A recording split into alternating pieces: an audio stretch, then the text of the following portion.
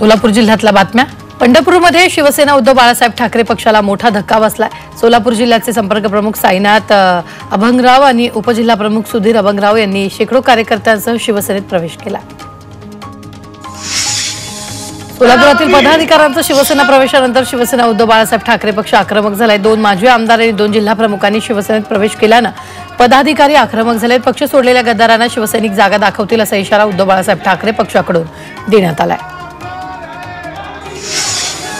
भैयाजी जोशींच्या विरोधात सोलापुरात शिवसेना उद्धव ठाकरे पक्ष आक्रमक झालाय। जोशींनी केलेल्या विधानाविरोधात शिवसेना उद्धव ठाकरे पक्षाच्या वतीने निदर्शनं करण्यात आली। हाताला काळ्या फिती बांधून भैयाजी जोशी यांच्या वक्तव्याचा निषेध करण्यात आलाय।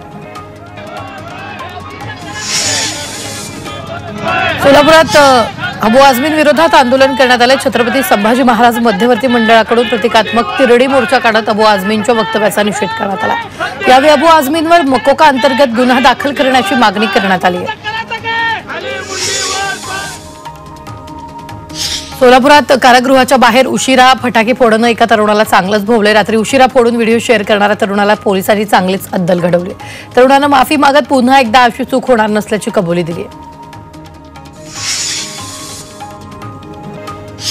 सोलापुरात पकडलेल्या 12 बांगलादेशींना 5 दिवसांची पोलीस कोठडी सुनावण्यात आली। सोलापूर MIDCतील एका कारखान्यात काम करणाऱ्या 12 बांगलादेशींनी त्यांना अटक करण्यात आली आहे।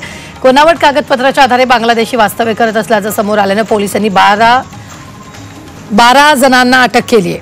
न्यायालयानं सर्वांना 5 दिवसाची पोलीस कोठडी सुनावली आहे। पोलीस पुढील तपास करत आहेत।